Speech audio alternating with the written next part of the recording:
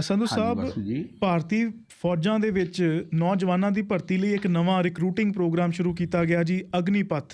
ਹੁਣ ਇਹਦੇ 'ਚ ਕਿਹਾ ਜਾ ਰਿਹਾ ਕਿ ਨੌਜਵਾਨਾਂ ਨੂੰ 4 ਸਾਲਾਂ ਲਈ ਭਰਤੀ ਕੀਤਾ ਜਾਏਗਾ। ਉਸ ਤੋਂ ਬਾਅਦ ਤਕਰੀਬਨ 1/4 ਨੂੰ ਪੱਕੇ ਤੌਰ 'ਤੇ ਨੌਕਰੀ ਮਿਲੇਗੀ। ਹੁਣ ਇਸ ਪ੍ਰੋਗਰਾਮ ਨੂੰ ਲੈ ਕੇ ਜੀ ਕਈ ਤਰ੍ਹਾਂ ਦੇ ਪ੍ਰਤੀਕਰਮ ਆ ਰਹੇ ਨੇ ਸੰਧੂ ਸਾਹਿਬ। ਵਾਸੂ ਜੀ, ਇਹ ਜਿਹੜੀ ਸਕੀਮ ਸਰਕਾਰ ਲੈ ਕੇ ਆਈ ਹੈ ਅਗਨੀਪਥ, ਹਾਂਜੀ। ਆਪਾਂ ਇਹ ਕਹਿ ਸਕਦੇ ਹਾਂ ਕਿ ਇਹ ਇੱਕ ਐਕਸਪੈਰੀਮੈਂਟ ਕਰ ਰਹੀ ਹੈ ਸਰਕਾਰ। ਦੋ ਚੀਜ਼ਾਂ ਦਾ ਧਿਆਨ ਰੱਖਿਆ ਜਾ ਰਿਹਾ ਹੈ ਜੀ। ਇੱਕ ਇਹ ਆ ਕਿ ਫੌਜ ਦੇ ਵਿੱਚ ਨਫਰੀ ਵੀ ਪੂਰੀ ਹੋਵੇ, ਕਿਉਂਕਿ ਉਹਦੇ ਤੋਂ ਬਗੈਰ ਕੋਈ ਗੁਜ਼ਾਰਾ ਨਹੀਂ ਜੀ। ਮੌਜੂਦਾ ਹਾਲਾਤ ਦੇ ਵਿੱਚ 2017 'ਚ ਰੱਖਿਆ ਮੰਤਰਾਲੇ ਨੇ ਇੱਕ ਰਿਪੋਰਟ ਜਾਰੀ ਕੀਤੀ ਸੀ, ਜਿਹਦੇ 'ਚ ਉਹਨਾਂ ਦੱਸਿਆ ਸੀ ਕਿ ਥਲ ਸੈਨਾ ਦੇ ਵਿੱਚ ਸਾਡੇ ਕੋਲ 12,64,000 ਜਿਹੜੀ ਫੋਰਸ ਹੈ ਜੀ। ਏਅਰ ਫੋਰਸ ਦੇ ਵਿੱਚ 1,55,000 ਹੈ ਅਤੇ ਨੇਵੀ 'ਚ 84,000 ਹੈ। ਹੁਣ ਇਹਦੀ ਨਫਰੀ ਜਿਹੜੀ ਹੈ ਇਹ ਘਟਣੀ ਨਹੀਂ ਚਾਹੀਦੀ, ਵੱਧ ਤੇ ਸਕਦੀ ਹੈ ਜੀ। ਇੱਕ ਤਾਂ ਇਹ ਪ੍ਰੋਗਰਾਮ ਹੈ ਜਿਹੜਾ ਅਗਨੀਪਥ ਦੇ ਨਾਲ ਪੂਰਾ ਕਰਨ ਦੀ ਸਰਕਾਰ ਦੀ ਕੋਸ਼ਿਸ਼ ਹੈ। ਦੂਜੀ ਹੈ ਪੈਸੇ ਬਚਾਉਣ ਦੀ ਕੋਸ਼ਿਸ਼ ਜੀ, ਕਿ ਉਹਨਾਂ ਨੂੰ 4 ਸਾਲ ਨੌਕਰੀ ਕਰਵਾਓ, ਜੋ ਬਣਦਾ ਹਿਸਾਬ ਹੈ 4 ਸਾਲਾਂ ਦਾ ਦੇ ਕੇ ਤੋਰੋ। ਉਹਦੇ ਤੋਂ ਬਾਅਦ ਉਹਨਾਂ ਨੂੰ ਪੈਨਸ਼ਨ ਨਹੀਂ ਮਿਲਣੀ, ਸਿਰਫ ਤਨਖਾਹ ਮਿਲਣੀ ਹੈ। ਜਿਹੜਾ ਉਹਨਾਂ ਦਾ ਪ੍ਰੋਵੀਡੈਂਟ ਫੰਡ ਹੈ ਉਹ ਜਿੰਨਾ ਹਿੱਸਾ ਉਹਨਾਂ ਦਾ ਤਨਖਾਹ ਵਿੱਚੋਂ 30% ਕੱਟਿਆ ਜਾਏਗਾ, 30% ਸਰਕਾਰ ਪਾਵੇਗੀ, ਉਹ ਜਾਣ ਲੱਗਿਆਂ ਨੂੰ ਦੇ ਦਿੱਤਾ ਜਾਵੇਗਾ। ਅਤੇ ਸਰਕਾਰ ਜਿਹੜੀ ਹੈ 1,52,000 ਕਰੋੜ ਰੁਪਇਆ ਪੈਨਸ਼ਨ ਦਿੰਦੀ ਹੈ, ਉਹਦੇ ਤੋਂ ਸਰਕਾਰ ਨੂੰ ਛੁਟਕਾਰਾ ਮਿਲ ਜਾਏਗਾ, ਕਿਉਂਕਿ ਪੈਨਸ਼ਨ ਕਿਸੇ ਨੂੰ ਵੀ ਨਹੀਂ ਮਿਲੇਗੀ। ਇੱਕ ਗੱਲ। ਦੂਜੀ ਗੱਲ ਹੋਰ ਹੈ ਕਿ ਜਿਹੜੀ ਭਰਤੀ ਇਸ ਦੌਰਾਨ ਕੀਤੀ ਜਾਵੇਗੀ 4-4 ਸਾਲਾਂ ਵਾਸਤੇ ਆਰਮੀ ਵਿੱਚ, ਨੇਵੀ 'ਚ, ਏਅਰ ਫੋਰਸ ਵਿੱਚ, ਉਹਦੇ ਵਿੱਚੋਂ 75% ਨੂੰ ਤਾਂ ਪੱਕਾ ਘਰ ਕੋਲ ਤੋਰ ਦਿੱਤਾ ਜਾਏਗਾ। ਜਿਹੜੇ ਬਾਕੀ ਦੇ 25% ਹੋਣਗੇ ਉਹਨਾਂ ਨੂੰ ਥੋੜ੍ਹਾ ਬਹੁਤਾ ਉਹਨਾਂ ਦੀ ਸੇਵਾ ਦੇ ਵਿੱਚ ਵਿਸਥਾਰ ਦਿੱਤਾ ਜਾ ਸਕਦਾ ਹੈ ਜੀ। ਹੁਣ 75% ਜਿਹੜੇ ਘਰ ਚਲੇ ਜਾਣਗੇ ਉਹ 4 ਸਾਲ ਫੌਜ ਦੀ ਨੌਕਰੀ ਕਰਕੇ ਫਿਰ ਘਰ ਜਾ ਕੇ ਕੀ ਕੰਮ ਕਰਨਗੇ? ਇੱਕ ਸਵਾਲ ਇਹ ਵੀ ਹੈ, ਚਿੰਤਾ ਦਾ ਵਿਸ਼ਾ ਹੈ ਜੀ, ਕਿ ਜਦੋਂ ਕੋਈ ਜਵਾਨ ਜਿਹੜਾ ਫੌਜ ਦੇ ਵਿੱਚ ਭਰਤੀ ਹੁੰਦਾ, ਪਹਿਲੀ ਗੱਲ ਤਾਂ ਹੈ ਕਿ ਉਹਨੂੰ ਉਹਦੇ ਲਈ ਕਾਫੀ ਤਿਆਰੀ ਕਰਨੀ ਪੈਂਦੀ ਹੈ। ਪਹਿਲਾਂ ਉਹ ਜਿੰਨੀ ਪੜ੍ਹਾਈ ਉਹਦੇ ਵਾਸਤੇ ਲਾਜ਼ਮੀ ਹੈ 10 ਸਾਲ ਦੀ, 12 ਸਾਲ ਦੀ, +2 ਦੀ, ਗ੍ਰੈਜੂਏਸ਼ਨ ਦੀ, ਜਿਹੜੀਆਂ ਦੂਜੀਆਂ ਮੈਡੀਕਲ ਦੀਆਂ, ਇੰਜੀਨੀਅਰਿੰਗ ਦੀਆਂ ਪੋਸਟਾਂ ਨੇ ਉਹਨਾਂ ਵਾਸਤੇ ਜ਼ਿਆਦਾ ਕੁਆਲੀਫਿਕੇਸ਼ਨ ਚਾਹੀਦੀ ਹੈ। ਉਹ ਓਨੀ ਜ਼ਿਆਦਾ ਪੜ੍ਹਾਈ ਜਿਹੜੀ ਹੈ ਉਹ ਪੂਰੀ ਕਰਦਾ ਤਾਂ ਕਿ ਉਹਦੇ ਲਈ ਐਲੀਜੀਬਲ ਹੋ ਸਕੇ ਜੀ। ਉਹਦੇ ਤੋਂ ਬਾਅਦ ਉਹਨਾਂ ਦਾ ਇੱਕ ਸਰੀਰਕ ਟੈਸਟ ਹੁੰਦਾ ਹੈ। ਸਰੀਰਕ ਟੈਸਟ ਵਾਸਤੇ ਵੀ ਉਸ ਨੂੰ ਕਈ ਮਹੀਨੇ ਜਾਂ ਸਾਲ 2 ਸਾਲ ਵੀ ਉਹਦੇ ਵਾਸਤੇ ਪ੍ਰੈਕਟਿਸ ਕਰਨੀ ਪੈਂਦੀ ਹੈ। ਆਪਣੇ ਆਪ ਨੂੰ ਫਿੱਟ ਕਰਨਾ ਪੈਂਦਾ ਉਹਨਾਂ ਮਾਪਦੰਡਾਂ ਅਨੁਸਾਰ ਜਿਨ੍ਹਾਂ ਅਨੁਸਾਰ ਭਰਤੀ ਹੋਣੀ ਹੈ। ਤੀਜੀ ਗੱਲ ਹੁੰਦੀ ਹੈ ਕਿ ਉਹ ਮੈਡੀਕਲ ਟੈਸਟ ਜਿਹੜਾ ਹੈ ਉਹ ਵੀ ਪਾਸ ਕਰੇ। ਉਹਨਾਂ ਮੈਡੀਕਲ ਟੈਸਟ ਵਾਸਤੇ ਵੀ ਉਹਨਾਂ ਨੂੰ ਖਿਆਲ ਰੱਖਣਾ ਪੈਂਦਾ। ਸੋ ਇੰਨੀ ਤਿਆਰੀ ਕਰਕੇ ਆਪਾਂ ਮੰਨ ਲਓ, ਇਹ ਆਪਾਂ ਕਹਿੰਦੇ ਹਾਂ ਕਿ 10 ਪਾਸ ਜਾਂ +2 ਵਾਲੇ ਨੂੰ ਮੰਨ ਲਓ ਭਰਤੀ ਕੀਤਾ ਜਾਂਦਾ ਹੈ। +2 ਵਾਲੇ ਨੂੰ +2 ਤੱਕ ਵੀ ਉਹਨੂੰ 14-15 ਸਾਲ ਜਿਹੜੇ ਨੇ ਪੜ੍ਹਾਈ ਦੇ ਲੱਗ ਜਾਂਦੇ ਨੇ। ਫਿਰ ਉਹ 2 ਸਾਲ 3 ਸਾਲ ਉਹਦੇ ਵਾਸਤੇ ਤਿਆਰੀ ਕਰਦਾ ਹੈ। ਉਸ ਤੋਂ ਬਾਅਦ ਨੌਕਰੀ ਕਰਨ ਦਾ ਮੌਕਾ ਉਹਨੂੰ ਸਿਰਫ 4 ਸਾਲ ਹੀ ਮਿਲਦਾ ਹੈ ਜੀ। ਇਹ ਜਿਹੜੀ ਗੱਲ ਹੈ ਇਹ ਜਸਟੀਫਾਈ ਨਹੀਂ ਕਰ ਰਹੀ। ਸਰਕਾਰ ਲਈ ਵੀ ਇੰਨਾ ਜ਼ਿਆਦਾ ਚੰਗਾ ਨਹੀਂ ਹੈ। ਇਹਦੇ ਵਿੱਚੋਂ ਜਿਹੜਾ ਤਜਰਬਾ ਹੈ, ਐਕਸਪੀਰੀਅੰਸ ਹੈ, ਉਹ ਬਿਲਕੁਲ ਮਾਈਨਸ ਹੋ ਜਾਏਗਾ। ਇੱਕ ਫੌਜੀ ਜਿਹੜੇ ਉੱਚ ਫੌਜੀ ਅਧਿਕਾਰੀ ਨੇ, ਖਾਸ ਕਰਕੇ ਰਿਟਾਇਰਡ ਜਿਹੜੇ ਨੇ, ਕਿਉਂਕਿ ਜਿਹੜੇ ਸਰਵਿਸ ਵਿੱਚ ਨੇ ਉਹ ਤਾਂ ਬੋਲਦੇ ਨਹੀਂ, ਜਿਹੜੇ ਰਿਟਾਇਰਡ ਨੇ ਉਹ ਬੋਲਦੇ ਨੇ। ਉਹ ਕਹਿੰਦੇ ਨੇ ਕਿ ਇੱਕ ਜਵਾਨ ਨੂੰ ਬੇਸ਼ੱਕ ਅਸੀਂ 42 ਹਫ਼ਤੇ ਦੀ ਟ੍ਰੇਨਿੰਗ ਦਿੰਦੇ ਹਾਂ ਭਰਤੀ ਤੋਂ ਬਾਅਦ, ਪਰ ਉਹਦੇ ਤੋਂ ਬਾਅਦ ਉਹਨੂੰ 5-6 ਸਾਲ ਫੀਲਡ ਵਿੱਚ ਸਖਤ ਡਿਊਟੀ ਦੇਣੀ ਪੈਂਦੀ ਹੈ। ਫਿਰ ਉਹ ਜਾ ਕੇ ਕਿਸੇ ਯੂਨਿਟ ਦਾ ਹਿੱਸਾ ਬਣਦਾ ਹੈ।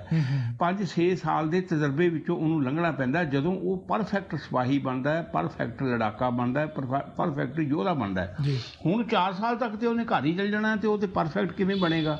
ਫਿਰ ਇਹ ਆ ਕਿ ਜਦੋਂ ਉਹ ਫੌਜ ਵਿੱਚ ਕੰਮ ਕਰ ਰਿਹਾ ਹੈ ਉਸ ਨੂੰ ਤਜਰਬਾ ਹੋ ਜਾਂਦਾ ਹੈ। ਜਦੋਂ ਤਜਰਬਾ ਹੁੰਦਾ, ਤਜਰਬੇ ਦੇ ਆਧਾਰ ਉੱਤੇ ਉਹ ਕਈ ਗੱਲਾਂ ਸਿੱਖਦਾ ਹੈ ਕਿ ਪਿਛਲੀ ਵਾਰ ਇਹ ਗਲਤੀ ਕੀਤੀ ਸੀ, ਅੱਗੇ ਇਹ ਨਹੀਂ ਕਰਨੀ, ਹੁਣ ਇਹ ਇੱਧਰ ਖੱਬੇ ਪਾਸੇ ਦੀ ਅਸੀਂ ਅਟੈਕ ਕੀਤਾ ਸੀ, ਹੁਣ ਸੱਜੇ ਪਾਸੇ ਦੀ ਕਰਨਾ ਹੈ, ਪਹਾੜੀ ਦੇ ਉੱਤੇ ਦੀ ਕਰਨਾ ਹੈ ਕਿ ਥੱਲੇ ਦੀ ਕਰਨਾ ਹੈ, ਜੰਗਲ, ਪਹਾੜੀਆਂ, ਆਪਣੇ ਸਮੁੰਦਰ, ਹਵਾ, ਇਹਦੇ ਵਿੱਚ ਕਿੱਥੇ ਕਿੱਥੇ ਜਾ ਕੇ ਉਹਨਾਂ ਨੂੰ ਕੰਮ ਕਰਨਾ ਪੈਂਦਾ ਹੈ। ਔਰ ਖਾਸ ਕਰਕੇ ਜਿਹੜੀਆਂ ਉੱਚ ਬਰਫੀਲੀਆਂ ਚੋਟੀਆਂ ਨੇ ਉਹਨਾਂ ਦੇ ਵਿੱਚ ਜਾ ਕੇ ਤਾਂ 6 ਮਹੀਨੇ ਤੋਂ ਬਾਅਦ ਵੈਸੇ ਕਿਸੇ ਜਵਾਨ ਨੂੰ ਰਹਿਣ ਨਹੀਂ ਦਿੰਦੇ, ਵਾਰ-ਵਾਰ ਉਹਨਾਂ ਨੂੰ ਬਦਲਣਾ ਪੈਂਦਾ ਤੇ ਉੱਥੇ ਫਿਰ ਉਹੀ ਭੇਜੇ ਜਾਂਦੇ ਦੁਬਾਰਾ ਜਿਨ੍ਹਾਂ ਨੂੰ ਪਹਿਲਾਂ ਵੀ ਉੱਥੇ ਦਾ ਐਕਸਪੀਰੀਅੰਸ ਹੁੰਦਾ ਹੈ। ਹੋਰ ਇਹਨਾਂ ਕੋਲ ਤੇ ਕੋਈ ਐਕਸਪੀਰੀਅੰਸ, ਜਦ ਤੱਕ ਉਹਨਾਂ ਨੇ ਐਕਸਪੀਰੀਅੰਸ ਗੇਨ ਕਰਨਾ ਉਦੋਂ ਤੱਕ ਤੇ ਉਹ ਘਰ ਚਲੇ ਜਾਣਗੇ। ਹੁਣ ਇਹ ਗੱਲ ਜਿਹੜੀ ਹੈ ਨਾ, ਇਹਨੂੰ ਕਿਸੇ ਵੀ ਜਿਹੜੇ ਰਿਟਾਇਰਡ ਫੌਜੀ ਅਧਿਕਾਰੀ ਨੇ, ਫੌਜੀ ਅਫਸਰ ਨੇ, ਉਹਨਾਂ ਨੇ ਸਾਰਿਆਂ ਨੇ ਇਸ ਦੀ ਨਿੰਦਾ ਕੀਤੀ ਹੈ। ਜੀ ਜੀ ਕੈਪਟਨ ਅਮਰਿੰਦਰ ਸਿੰਘ ਪੰਜਾਬ ਦੇ ਸਾਬਕਾ ਮੁੱਖ ਮੰਤਰੀ ਫੌਜ 'ਚੋਂ ਆਏ ਨੇ, ਉਹਨਾਂ ਨੇ ਵੀ ਇਸ ਦੀ ਨਿੰਦਾ ਕੀਤੀ ਹੈ, ਚਿੰਤਾ ਦਾ ਪ੍ਰਗਟਾਵਾ ਕੀਤਾ ਹੈ ਕਿ ਇਹ ਗਲਤ ਗੱਲ ਹੋ ਰਹੀ ਹੈ। ਹੁਣ ਇਹਦੇ ਖਿਲਾਫ ਬਿਹਾਰ ਦੇ ਵਿੱਚ ਅੰਦੋਲਨ ਖੜਾ ਹੋ ਗਿਆ। ਕੱਲ੍ਹ ਉੱਥੇ ਬਹੁਤ ਸਾੜ ਫੂਕ ਹੋਈ ਹੈ, ਗੱਡੀਆਂ ਜਿਹੜੀਆਂ ਰੇਲਾਂ ਨੇ ਰੋਕੀਆਂ ਗਈਆਂ, ਬੱਸਾਂ ਦਾ ਪਹੀਆ ਜਾਮ ਕੀਤਾ ਗਿਆ, ਪ੍ਰਦਰਸ਼ਨ ਕੀਤੇ ਗਏ, ਇੱਟਾਂ ਰੋੜੇ ਵੀ ਚੱਲੇ, ਕੁਛ ਥਾਵਾਂ ਦੇ ਉੱਤੇ ਅੱਗ ਲਾਉਣ ਦੀਆਂ ਘਟਨਾਵਾਂ ਵੀ ਸਾਹਮਣੇ ਆਈਆਂ। ਹੁਣ ਕੱਲ੍ਹ ਬਿਹਾਰ ਦੇ ਵਿੱਚ ਇਹ ਕੁਝ ਹੋਇਆ। ਅੱਜ ਬਿਹਾਰ ਦੀ ਜਿਹੜੀ ਘਟਨਾ ਵਾਪਰੀਆਂ ਨੇ ਉਹਦੀਆਂ ਸਾਰੀਆਂ ਖਬਰਾਂ ਲੋਕਾਂ ਦੇ ਹੱਥਾਂ 'ਚ ਪਹੁੰਚ ਗਈਆਂ ਨੇ, ਅਖਬਾਰਾਂ ਰਾਹੀਂ, ਮੀਡੀਆ ਰਾਹੀਂ। ਹੁਣ ਕੱਲ੍ਹ ਨੂੰ ਦੂਜੇ ਸੂਬਿਆਂ ਵਿੱਚ ਵੀ ਹੋ ਸਕਦਾ ਹੈ। ਤੀਜੀ ਗੱਲ ਇਹ ਹੈ ਕਿ ਫਿਰ ਫੌਜ ਵਿੱਚ ਭਰਤੀ ਹੋਣ ਵਾਸਤੇ ਨੌਜਵਾਨ ਜਿਹੜੇ ਨੇ ਉਹਨਾਂ ਦੇ ਵਿੱਚ ਉਤਸ਼ਾਹ ਖਤਮ ਹੋ ਜਾਏਗਾ, ਕਿਉਂਕਿ ਉਹ ਤਾਂ ਆਪਣਾ ਕੈਰੀਅਰ ਬਣਾ ਕੇ ਲੈ ਕੇ ਜਾਂਦੇ ਨੇ। ਉਹ 4 ਸਾਲ ਨੌਕਰੀ, ਵੱਧ ਤੋਂ ਵੱਧ ਕੋਈ ਵੀ ਜਿਹੜਾ ਨੌਜਵਾਨ ਭਰਤੀ ਹੁੰਦਾ ਉਹ 25 ਸਾਲ ਦੀ ਉਮਰ ਤੋਂ ਪਹਿਲਾਂ ਘਰ ਆ ਜਾਏਗਾ, ਕਿਉਂਕਿ 17.5 ਸਾਲ ਤੋਂ ਲੈ ਕੇ 21 ਸਾਲ ਦੀ ਉਮਰ ਤੱਕ ਉਹਦੀ ਐਲੀਜੀਬਿਲਟੀ ਰੱਖੀ ਹੈ। ਹੁਣ ਜੇ 21 ਵਾਲਾ ਵੀ ਭਰਤੀ ਹੁੰਦਾ ਤੇ 25 ਸਾਲ 'ਚ ਉਹਦੇ ਵੀ 4 ਸਾਲ ਪੂਰੇ ਹੋ ਜਾਣੇ, ਉਹਨੇ ਵੀ ਘਰ ਆ ਜਾਣਾ, ਤੇ ਉਹ ਬਾਕੀ ਦੀ ਸਾਰੀ ਜ਼ਿੰਦਗੀ ਆਪਦੀ ਕੱਟੇਗਾ ਕਿਵੇਂ? 25-26 ਸਾਲ ਦੀ ਉਮਰ ਤੱਕ ਤੇ ਮਸੀਂ ਮਾਪੇ ਵਿਆਹ ਕਰਦੇ ਨੇ, ਫਿਰ ਉਹਨੇ ਆਪਣਾ ਪਰਿਵਾਰ ਪਾਲਣਾ, ਪਰਿਵਾਰ ਬਣਾਉਣਾ, ਬੱਚੇ ਪੜ੍ਹਾਉਣੇ, ਪਾਲਣੇ, ਪੋਸ਼ਣ ਕਰਨਾ, ਸਾਰਾ ਕੁਝ ਕਰਨਾ। ਉਹਨੇ ਆਪਣੇ ਬਜ਼ੁਰਗ ਮਾਪਿਆਂ ਦੀ ਵੀ ਸਹਾਇਤਾ ਕਰਨੀ, ਮਦਦ ਕਰਨੀ। ਪਹਿਲਾਂ ਸਾਰੇ ਪਰਿਵਾਰ ਨੂੰ ਉਹਦੇ ਵਿੱਚ ਜਿਹੜਾ ਮੈਡੀਕਲ ਸਹੂਲਤ ਵੀ ਮਿਲਦੀ ਸੀ, ਹੋਰ ਕਈ ਸਹੂਲਤਾਂ ਮਿਲਦੀਆਂ ਸੀ, ਉਹ ਸਾਰੀਆਂ ਖਤਮ ਹੋ ਜਾਣਗੀਆਂ ਉਹਦੇ ਵਿੱਚ। ਇਸ ਕਰਕੇ ਕੋਈ ਬਹੁਤਾ ਉਤਸ਼ਾਹ ਨਹੀਂ ਹੈ ਲੋਕਾਂ ਦੇ ਵਿੱਚ ਇਸ ਅਗਨੀਪਥ ਪ੍ਰਤੀ, ਪਰ ਉਹ ਕਹਿ ਰਹੇ ਨੇ ਕਿ ਆਉਣ ਵਾਲੇ ਦਿਨਾਂ ਦੇ ਵਿੱਚ ਇਹਦੇ ਅਧੀਨ ਭਰਤੀ ਸ਼ੁਰੂ ਹੋ ਜਾਏਗੀ। ਬੇਰੁਜ਼ਗਾਰੀ ਬਹੁਤ ਹੈ, ਕੁਝ ਲੋਕ ਭਰਤੀ ਹੋ ਵੀ ਸਕਦੇ ਨੇ, ਪਰ ਇਹ ਫੌਜ ਦੇ ਨਜ਼ਰੀਏ ਤੋਂ, ਲੋਕਾਂ ਦੇ ਕੈਰੀਅਰ ਦੇ ਨਜ਼ਰੀਏ ਤੋਂ ਬਿਲਕੁਲ ਗਲਤ ਸਕੀਮ ਹੈ ਸਰਕਾਰ ਦੀ। ਸੰਧੂ ਸਾਹਿਬ, ਹੁਣ ਰਾਸ਼ਟਰਪਤੀ ਚੋਣਾਂ ਦੇ ਵਿੱਚ ਕੀ ਹੋ ਰਿਹਾ ਜੀ? ਖਬਰਾਂ ਆ ਰਹੀਆਂ ਕਿ ਸਰਕਾਰ ਚਾਹੁੰਦੀ ਹੈ ਕਿ ਆਪੋਜੀਸ਼ਨ ਦੇ ਨਾਲ ਰਾਜ਼ੀਨਾਮਾ ਕਰਕੇ ਇੱਕ ਸਾਂਝੇ ਤੌਰ ਤੇ ਉਮੀਦਵਾਰ ਖੜਾ ਕੀਤਾ ਜਾਏ। ਰਾਜਨਾਥ ਸਿੰਘ ਨੇ ਕਹਿੰਦੇ ਮਮਤਾ ਬੈਨਰਜੀ, ਨਵੀਨ ਪਟਨਾਇਕ, ਅਖਿਲੇਸ਼ ਯਾਦਵ, ਕਈਆਂ ਨੂੰ ਕਹਿੰਦੇ ਫੋਨ ਕਰਕੇ ਗੱਲਬਾਤ ਕੀਤੀ ਇਸ ਸੰਬੰਧ ਵਿੱਚ। ਜਿਹੜਾ ਸਰਕਾਰੀ ਪੱਖ ਹੈ, ਭਾਰਤੀ ਜਨਤਾ ਪਾਰਟੀ ਹੈ, ਭਾਰਤੀ ਜਨਤਾ ਪਾਰਟੀ ਸਰਕਾਰ ਹੈ ਕੇਂਦਰ ਦੇ ਵਿੱਚ, ਉਹ ਇਹ ਚਾਹੁੰਦੇ ਨੇ ਕਿ ਜਿਹੜੀਆਂ ਵਿਰੋਧੀ ਧਿਰਾਂ ਕੁਛ ਇਸ ਤਰ੍ਹਾਂ ਦੀ ਯੋਜਨਾ ਬਣਾ ਰਹੀਆਂ ਨੇ ਕਿ ਵਿਰੋਧੀ ਧਿਰਾਂ ਵੱਲੋਂ ਕੋਈ ਸਾਂਝਾ ਉਮੀਦਵਾਰ ਖੜਾ ਕੀਤਾ ਜਾਵੇ, ਉਹ ਨਾ ਹੋਵੇ, ਬਲਕਿ ਸਾਰੀਆਂ ਪਾਰਟੀਆਂ ਵੱਲੋਂ ਹੀ ਇੱਕ ਉਮੀਦਵਾਰ ਹੋਵੇ ਜਿਹਦੇ ਉੱਤੇ ਆਮ ਸਹਿਮਤੀ ਬਣ ਜਾਵੇ ਤੇ ਉਸ ਨੂੰ ਰਾਸ਼ਟਰਪਤੀ ਬਣਾਇਆ ਜਾਵੇ। ਕਿਉਂਕਿ ਰਾਸ਼ਟਰਪਤੀ ਦਾ ਅਹੁਦਾ ਜਿੱਥੇ ਸਰਵਉੱਚ ਅਹੁਦਾ ਹੈ, ਉੱਥੇ ਇਹ ਇੱਕ ਸ਼ਾਨ ਦਾ ਪ੍ਰਤੀਕ ਵੀ ਹੈ, ਦੇਸ਼ ਦੀ ਸ਼ਾਨ ਦਾ ਪ੍ਰਤੀਕ ਹੈ। ਉਹਦੇ ਵਾਸਤੇ ਵੋਟਿੰਗ ਜਾਂ ਚੋਣਾਂ ਹੋਣੀਆਂ ਅੱਛੀਆਂ ਵੀ ਨਹੀਂ ਲੱਗਦੀਆਂ। ਪਰ ਗੱਲ ਇਹ ਹੈ ਕਿ ਸਿਰਫ ਜੇ ਸੱਤਾ ਪੱਖ ਜਿਹੜਾ ਹੈ ਉਹ ਆਪਣੀ ਮਰਜ਼ੀ ਵਿਰੋਧੀ ਧਿਰਾਂ ਦੇ ਉੱਤੇ ਠੋਸਦਾ ਹੈ ਤੇ ਵਿਰੋਧੀ ਧਿਰਾਂ ਨੂੰ ਉਹ ਗੱਲ ਚੰਗੀ ਨਹੀਂ ਲੱਗੇਗੀ। ਵਿਰੋਧੀ ਧਿਰਾਂ ਦੀ ਗੱਲ ਵੀ ਸੁਣਨੀ ਚਾਹੀਦੀ ਹੈ। ਜਿਵੇਂ ਮਮਤਾ ਬੈਨਰਜੀ ਨੇ 2 ਨਾਵਾਂ ਦਾ ਸੁਝਾਅ ਦਿੱਤਾ ਹੈ ਕਿ ਤੁਸੀਂ ਉਹਨਾਂ ਦੇ ਉੱਤੇ ਸਹਿਮਤੀ ਬਣਾ ਲਓ, ਜਿਨ੍ਹਾਂ ਦੇ ਵਿੱਚ ਇੱਕ ਮਹਾਤਮਾ ਗਾਂਧੀ ਦਾ ਪੋਤਰਾ ਦੱਸਿਆ ਜਾ ਰਿਹਾ ਹੈ ਔਰ ਦੂਜਾ ਉਹਨਾਂ ਨੇ ਫਾਰੂਕ ਅਬਦੁੱਲਾ ਦੀ ਗੱਲ ਕੀਤੀ ਹੈ ਕਿ ਤੁਸੀਂ ਇਹਨਾਂ ਵਿੱਚੋਂ ਕਿਸੇ ਉੱਤੇ ਸਹਿਮਤੀ ਬਣਾ ਲਓ। ਤੀਜੀ ਗੱਲ ਜਿਹੜੀ ਸੀ, ਸ਼ਰਦ ਪਵਾਰ ਦੇ ਉੱਤੇ ਵੀ ਪ੍ਰੈਸ਼ਰ ਪਾਇਆ ਜਾ ਰਿਹਾ, ਜ਼ੋਰ ਪਾਇਆ ਜਾ ਰਿਹਾ ਕਿ ਸ਼ਰਦ ਪਵਾਰ ਨੂੰ ਸਾਹਮਣੇ ਲਿਆਂਦਾ ਜਾਵੇ। ਹਜੇ ਕਿ ਭਾਰਤੀ ਜਨਤਾ ਪਾਰਟੀ ਨੇ, ਸੱਤਾ ਪੱਖ ਨੇ ਆਪਣੇ ਵੱਲੋਂ ਅਜੇ ਕੋਈ ਨਾਂ ਸਾਹਮਣੇ ਨਹੀਂ ਲਿਆਂਦਾ।